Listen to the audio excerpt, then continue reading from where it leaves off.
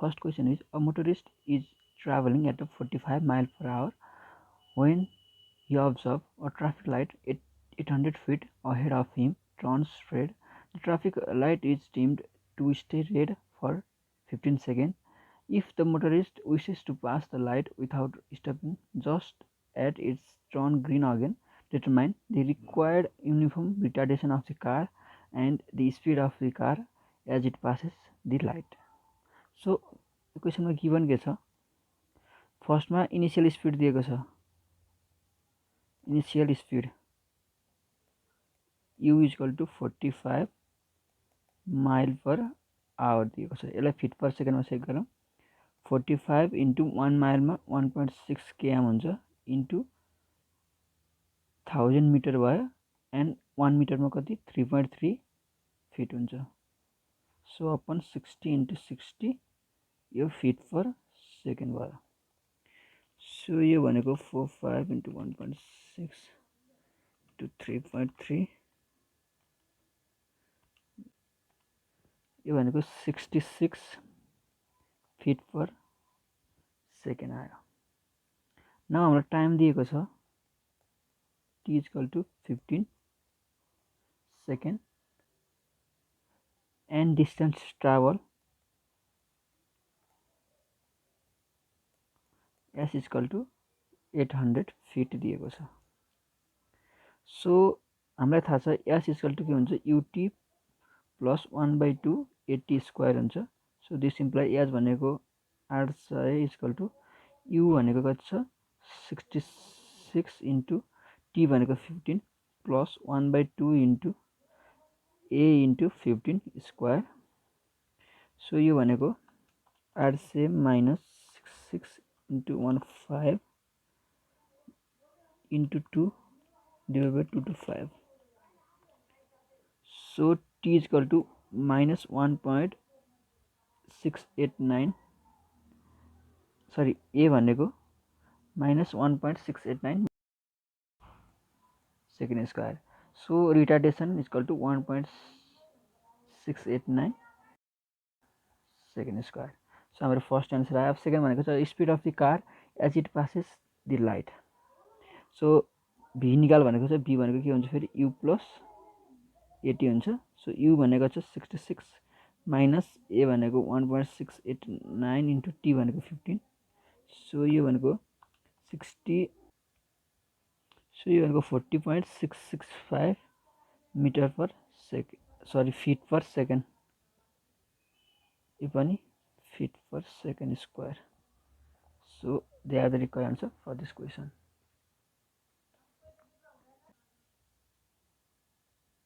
So second question छ, ball B released from a wrist at a height of 20 meter.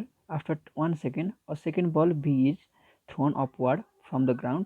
If the two balls passes one another at a height of 6 meter, determine the speed at which the ball B is thrown upward and the speed of each ball when they passes. So ground बाट 20 meter above मा ball A छ, यो चाहिँ release गरिएको छ and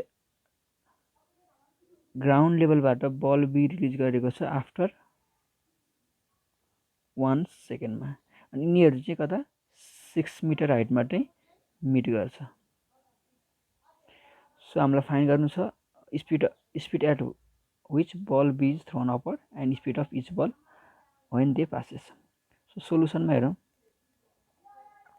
for बल ए हेरौँ, we know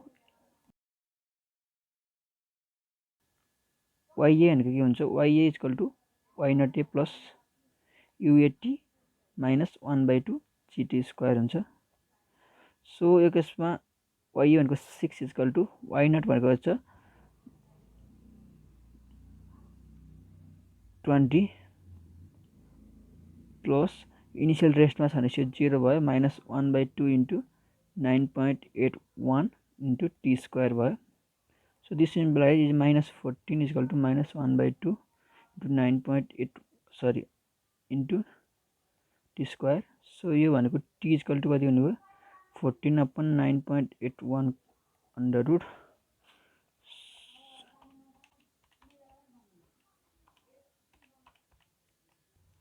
so यो भनेको 1.689 सेकेन्ड आयो. Now for ball be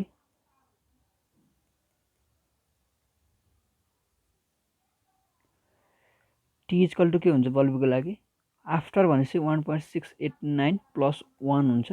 so यो भनेको 2.689 सेकेन्ड भयो. सो YB भनेको के हुन्छ Y naught B plus UBT minus 1/2 GT square आउँछ. सो दिस इम्प्लाइज YB भनेको 6 छ, Y नट B भनेको 0 छ, ग्राउन्डबाट फालेको छ, एन्ड प्लस YB फाइन्ड गर्नु छ into 2.689 minus 1/2 into 9.81 into 2.689 square. So this implies 9.81 into 2.689 square divided by 2, 35.466 is equal to 2.689 UB. So this implies UB भनेको कति आयो divided by 2.689. UB भनेको कति आयो 13.189 मिटर पर सेकेन्ड आयो. सो फाइन्ड गर्नु छ speed of each ball when they passes. So हामीलाई VA र VB फाइन्ड गर भनेको छ. सो VA भनेको के हुन्छ UA माइनस GT हुन्छ. सो UA भनेको 0 छ, minus 9.81 into 1.689. So this is 9.81 into 1.689. So this is 16.569 minus meter per second. And VB भनेको के हुन्छ UB minus GT हुन्छ. So UB भनेको कति छ UB भनेको हामीले फाइन्ड गरेका छौँ 13.189 minus 9.81 into 2.689. So this is 13.189 minus 9.81.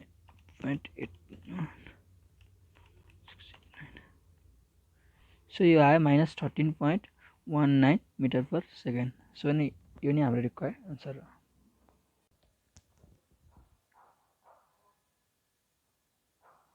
So next question is ball A is released from rest at a height of 12 meter. At the same time, a second ball is thrown upward from a height of 1.5 meter from the ground.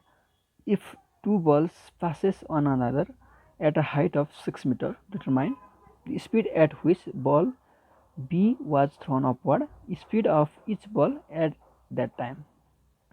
So के छ अरे भने यो 12 metre हाइटमा चाहिँ एउटा बल A छ अरे initially उ चाहिँ रेस्टमा छ एन्ड यो बल B चाहिँ ग्राउन्डबाट 1.5 मिटर माथि गएर थ्रोन गरिएको छ र यी दुईटा बल A र B चाहिँ 6 मिटरमा चाहिँ मिट गर्छ भनेपछि हामीले फाइन्ड गरेर भनेको छ speed at which ball B was thrown upward भनेको बल B को इनिशियल स्पिड फाइन्ड गर भनेको छ. सोलुसन फर बल A गरौँ. वी नो YA भनेको के हुन्छ Y naught A plus UA T minus 1/2 GT square हुन्छ. सो दिस इम्प्लाइज YA भनेको कति 6 मिटरमा मिट गर्छ. So 6 equal to 12 plus UA भनेको कति हुन्छ इनिशियल रेस्टमा छ. So 0 minus 1/2 into 9.81 into T भनेको we have to find. So this implies minus 6 is equal to minus 1/2 9.81 into T square. So this implies 12 by 9.81 under root is equal to T. 12 divided by 9.81. So T भनेको आउँछ 1.106 second. Now for ball B हेरौँ. YB equal to के हुन्छ Y naught B plus UBT minus 1/2 GT square हुन्छ. So this implies YB भनेको छ 6 equal to Y naught B भनेको छ 1.5 बाट रिलिज गरेको छ प्लस UB फाइन्ड गर्नु छ इन्टु T भनेको थियो 1.106 माइनस 1/2 इन्टु 9.81 इन्टु T भनेको 1.106 square. So this implies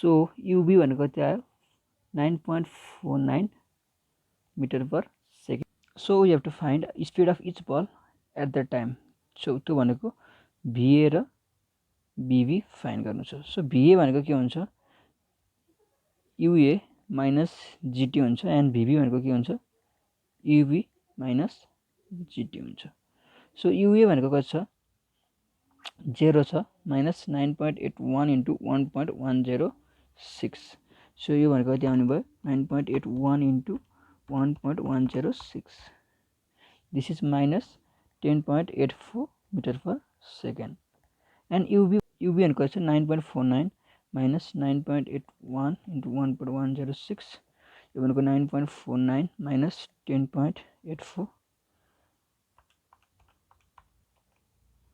so यो भनेको minus 1.359 meter per second this is the required answer for this question question छ a ball is thrown vertically upward from 13 meter level in an elevator shaft with an initial velocity of 20 meter per second. At the same time, an open platform elevator passes the 5.5 meter level, moving upward with a constant velocity of 2 meter per second. Determine when and where the ball will hit the elevator and the relative velocity of ball v with respect to the elevator when ball is hits the elevator. So solution for ball a को लागि हेरौँ के हुन्छ YA भनेको के हुन्छ y naught a plus UAT minus 1/2 GT square हुन्छ so यो केसमा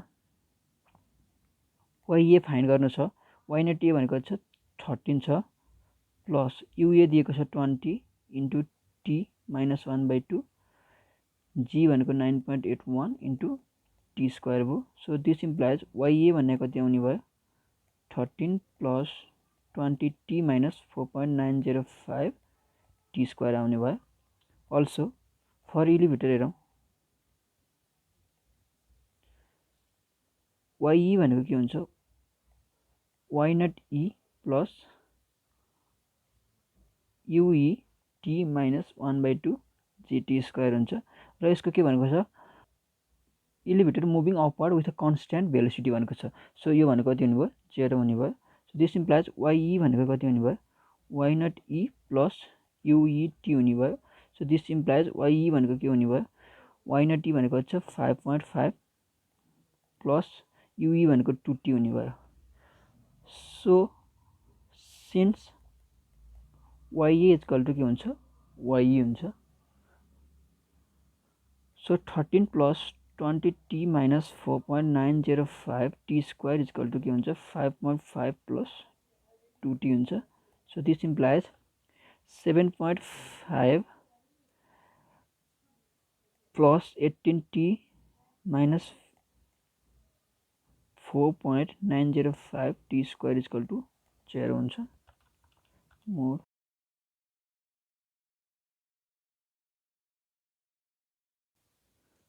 so we get t equal to 0.37 minus 0.37 second 4.047 second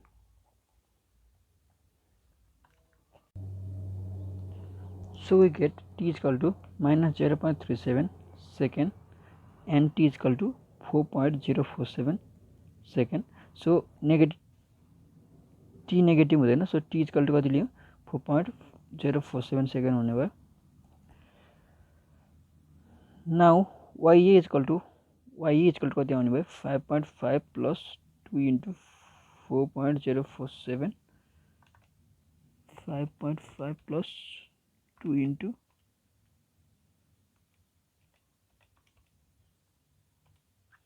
so YA equal to कति आउने भयो 13.594 मिटर आउने भयो यो नै फर्स्ट एन्सर भयो सो हामीलाई फाइन्ड गरेर भनेको छ रिलेटिभ भेलोसिटी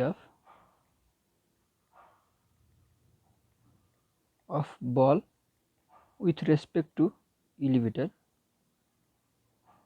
सो त्यो भनेको भी बाई फाइन्ड गरेर भनेको छ यो भनेको VB माइनस भिई हुन्छ।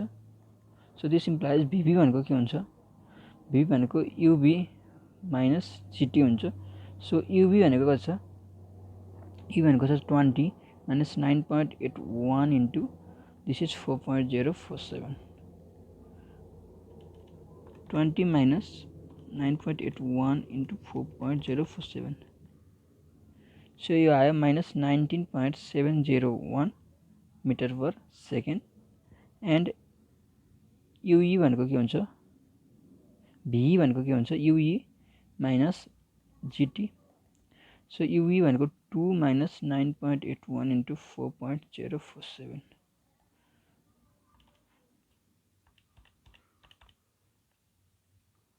सो यो भनेको माइनस 37.66 मिटर पर सेकेन्ड आयो।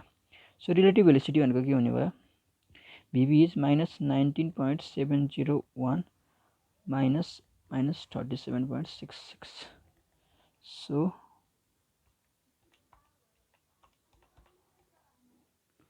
भिभी बाई भनेको 17.9596 मिटर पर सेकेन्ड आयो। यो नै हाम्रो रिक्वायर्ड एन्सर हो।